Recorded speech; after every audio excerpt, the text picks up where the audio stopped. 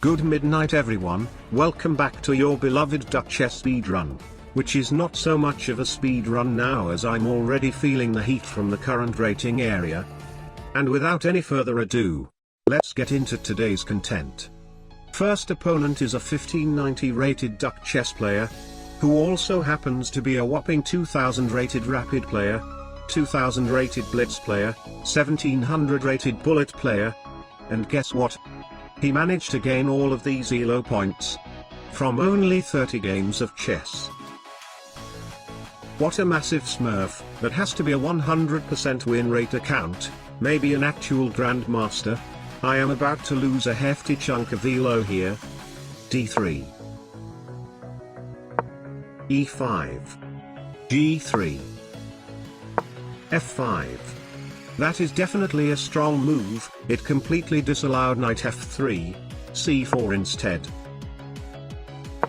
Knight f6, bishop g5, h6, take knight c3, preparing for knight f3, c6, knight f3, knight a6, e4, knight c5. Aha! His knight is threatening my d-pawn, which is actually safe because I'm having two pieces defending it. One duck cannot block two pieces, but now if I take his pawn, queen takes will make his queen attack my knight as well, which may render too many things I'll have to defend.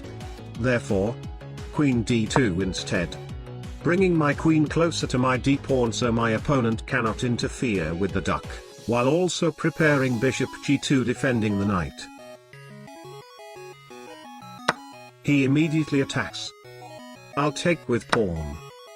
I had to spend the duck to block the queen. He can now push his d-pawn. This game is going very wrong very quickly. Or he can develop his bishop above of his pawn. I have no idea. Bishop g2, bishop c7, b4, duck on d6. Usually I would have put the duck on e6 to force knight a6, but currently I'm more worried of a potential pawn push, so I decided to keep the duck on d6. Knight e6, c5. I seriously cannot find a way to make progress. There is absolutely no weakness in his territory. a5. That's a very strong move. a3. Take b6. Castle. And now I'm down a pawn. Take queen e3. I have no idea where things went wrong. It just happened very naturally that I lost a pawn. Bishop b6. Rook b1. Bishop a6. Queen d2. Knight b3. I'll go aggressive. Sounds like a bad idea, but not only my position is worse, I'm also down a minute on the clock, need to find a way to make a comeback. Bishop d4. And in this position, I blundered a knight. Knight a4. What I was thinking was after take, I have queen b8 check while also forking his knight with a backward attack. And since I have two pieces attacking his knight, he cannot block both attacks with only one duck. But then, he just simply moved his knight back. Resignation. That guy was way too strong for me, minus a whopping 16.6 ELO points. It's gonna take an eternity to gain all of that back. Second game, let's go. Second game is an even higher rated opponent, but fortunately enough his profile doesn't look like a smurf. d3, b6, g3, g6, bishop g2, bishop g7.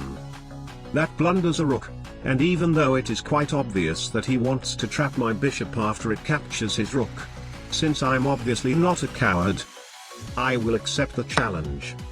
For context, rooks are pretty useless in duck chess, so maybe trading a rook for a bishop is actually a good idea.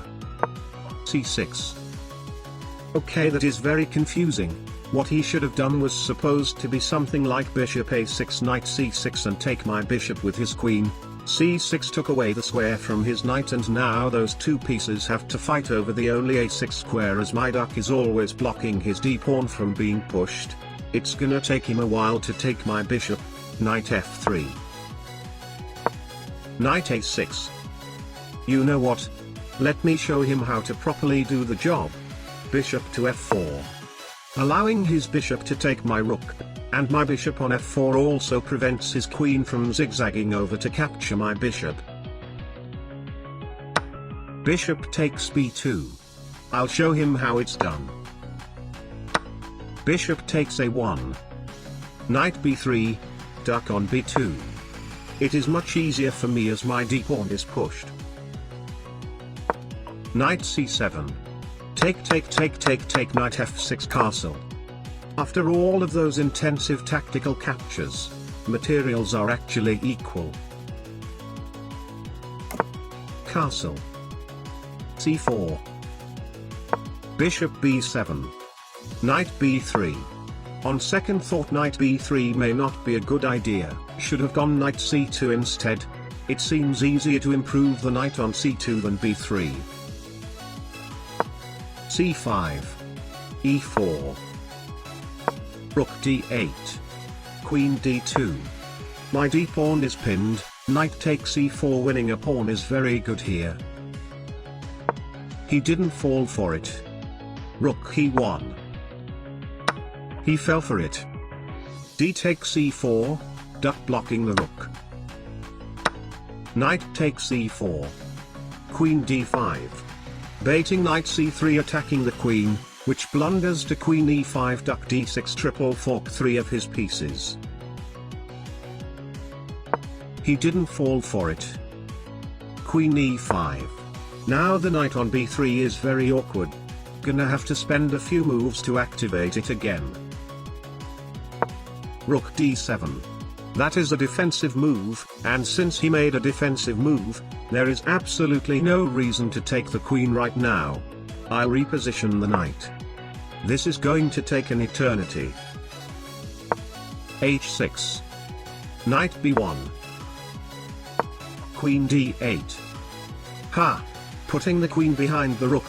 Knight c3. There is only one square to put the duck. This guy is way overestimating his rook. Knight g5.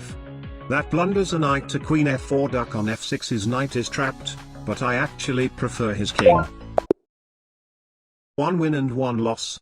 One win equals 100% win rate. One loss equals minus 100% win rate. 100% to the power of minus 100%. Duck chess speed run today. 100% win rate.